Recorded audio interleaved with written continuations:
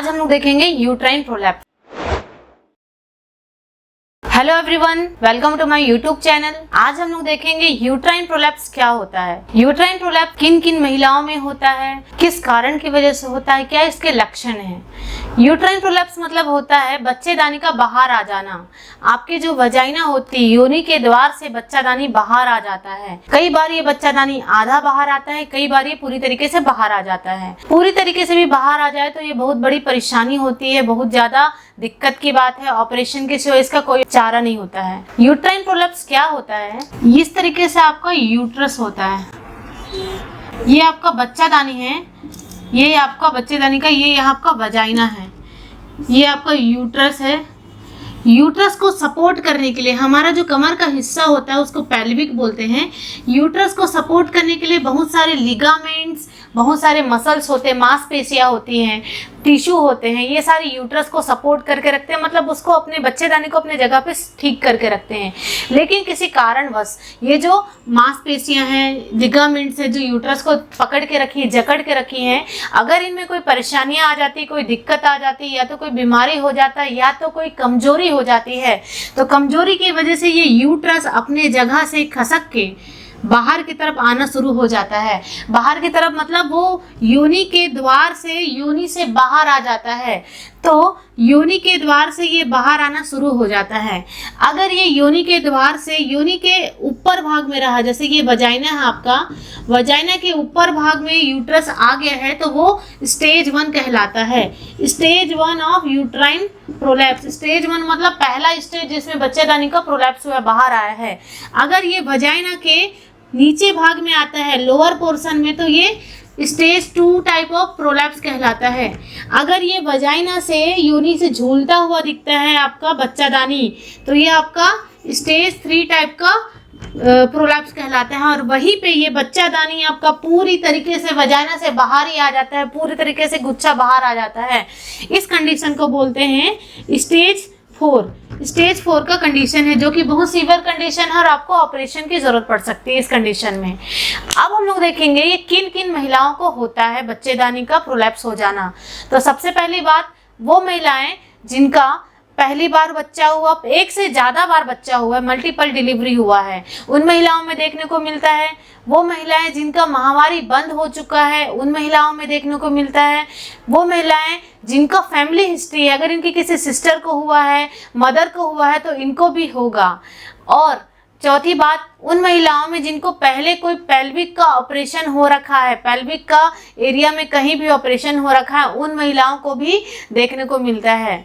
ये यूट्रस के खसकने का या यूट्रस की अपनी योनि के द्वार बाहर आने की जो बीमारी होती है, इससे हमारे आसपास के जो ऑर्गन होते हैं, हमारा रेक्टम हो गया, हमारा ब्लैडर हो गया, हमारा वजाइना हो गया, ये सारे को भी परेशानी देखने को मिलती है। इनमें भी इफेक्ट होता है और ये भी प्रॉब्लम क्रिएट करता है। अब हम देखेंगे बच्चेदानी का बाहर आने का कारण क्या क्या हो सकता है। तो सबसे पहली बात, कारण में है आपका, अगर जिन महिलाओं का महीना खत्म हो चुका है, मेनोपॉज हो चुका है, तो उनमें क्या होता है, जो मसल स्टोन होते हैं, बच्चेदानी को संभालने की जो मसल्स की कैपेसिटी होती है वो कमजोर हो जाती है। और ये सबसे बड़ा मेन कारण है कि बच्चेदानी के मसल्स की कैपेसिटी कमजोर हो जाने की वजह से बच्चेदानी बाहर आ जाता है। तो सबसे पहले मेन कारण ये है। दूसरा है प्रेगनेंसी का कंडीशन हो सकता है। प्रेगनेंसी में भार पड़ता है हमारे पूरे बच्चेदानी में, तो एक प्रकार से बच्चेदानी का जो एरिया है वो वीक हो जाता है। वीक होने की वजह से भी कई बार प्रेगनेंसी के बाद बच्चेदानी बाहर आ जाता है। उसके बाद और भी कारण है चाइल्ड बर्थ, वजाइनल डिलीवरी करवाते हैं, जो बच्चेदानी का बाहर, बच्चा जो बाहर आता है बच्चेदानी से, तो भी बच्चेदानी वीक हो जाता है। और कारण है जैसे कि वजाइनल डिलीवरी, जो बच्चे बहुत बड़े साइज के बच्चे होते हैं, 5 किलो के, 4 किलो के बच्चे, अगर उनका वजाइना के थ्रू डिलीवरी हुआ तो वहाँ के जो मसल्स होते हैं वो खिंच जाते हैं या फिर कमजोर हो जाते हैं, वीक हो जाते हैं। उस कंडीशन में भी बच्चेदानी बाहर आ सकता है। उसके बाद अगर आप बहुत ज्यादा मोटे हैं, ओबेस हैं, तो आपका सारा भार क्या करता है, पेल्विक की तरफ पड़ता है। तो पेल्विक की तरफ पड़ने की वजह से जो बच्चेदानी और सराउंडिंग स्ट्रक्चर है उन सब में भार पड़ता है, वीकनेस होता है, ये भी एक कारण हो सकता है। और भी रीजन है, जैसे कि आप बहुत ज्यादा कफ कर रहे हैं, लंबे समय से आपको खांसी है, क्रॉनिक कफ है, या तो आप बहुत ज्यादा स्ट्रेन कर रहे हैं, स्ट्रेन मतलब ताकत लगा के मल पास करना, या बहुत ज्यादा ताकत लगाना, तो वो कंडीशन भी होता है बच्चादानी बाहर आने का। और भी कंडीशन है जैसे कि आपको लॉन्ग समय से कब्ज है, लंबे समय से नहीं कर पा रहे हो, प्रॉपर तरीके से मल त्याग नहीं कर पा रहे हो, तो वो भी एक कारण है। वो कॉन्स्टिपेशन आपका लंबे समय से होने की वजह से बच्चादानी आपका वीक हो सकता है, क्योंकि अब सारा प्रेशर आपका पेल्विक एरिया में पड़ रहा है और रेक्टम में आप ज्यादा प्रेशर दे रहे हो, तो वो भी लीड कर सकता है कॉन्स्टिपेशन, और कॉन्स्टिपेशन की वजह से भी आपका यूट्रस वीक हो सकता है। या तो आप लंबे समय से कोई ऐसा काम कर रहे हो हैवी लिफ्टिंग करने का, जो किसी चीज को भारी को उठाना, बार बार बाहर लेके जाना, ऐसे करके, तो हैवी लिफ्टिंग की वजह से भी आपका पूरा प्रेशर बच्चेदानी में पड़ता है, पूरे पेल्विक एरिया में पड़ता है, जो कि आपको प्रोलैप्स कराने का काम कर सकता है। आइए हम जानते हैं कि क्या क्या इसके लक्षण हो सकते हैं। लक्षण में सबसे पहला है कि आपको बहुत ज्यादा हैवी फील होगा, नीचे की तरफ पेल्विक एरिया की तरफ आपको भार महसूस होगा, ऐसा फील होगा आपका पूरा पेट फुल भरा हुआ है, और पेल्विक एरिया में आपके पेट में आपको प्रेशर महसूस होगा, जिसकी वजह से आपको दर्द भी होगा और प्रेशर भी होगा। साथ में आपको पेन होगा, जब आप अपने पार्टनर्स के साथ इंटरकोर्स करेंगे तो आपको पेन होगा, सेक्सुअल एक्टिविटी करते वक्त आप अच्छे से डिस्कम्फर्ट फील करोगे, अच्छा फील नहीं कर पाओगे। उसके बाद है, अगर कई महिलाएं जो होते हैं टैम्पून का यूज करते हैं, मेंस्ट्रुएशन साइकिल में जब पैड यूज करते हैं उसके जगह टैम्पून वजाना में इंसर्ट करते हैं, तो वजाना में टैम्पून इंसर्ट करते वक्त उनको डिस्कम्फर्ट फील होगा। उसके बाद है, उनको कॉन्स्टिपेशन की तकलीफ हो सकती है, क्योंकि पूरा प्रेशर आपका यूट्रस में पड़ रहा है, जो कि आपके बैक की तरफ क्या है, रेक्टम, जहां से आप स्टूल मल पास आउट करते हो, तो वहां कॉन्स्टिपेशन हो सकता है। उसके बाद अगर आप यूरिन पास आउट करेंगे तो यूरिन पास आउट करने में ऐसा फील होगा कि मैं बहुत जल्दी यूरिन पास आउट करूं, बहुत ज्यादा मात्रा में यूरिन पास आउट करूं, मतलब फ्रीक्वेंसी भी रहेगी यूरिन की और अर्जेंसी भी रहेगी आपको। इस तरीके से आपको लक्षण दिखेंगे। उसके बाद कुछ मेन कॉम्प्लिकेशन है, इसके 3 मेन कॉम्प्लिकेशन है। पहला होता है सिस्टोसील, रेक्टोसील, उसके बाद एंट्रोसील। सिस्टोसील मतलब होता है आपका जो यूरिनरी ब्लैडर, जहां आपकी पेशाब की थैली है।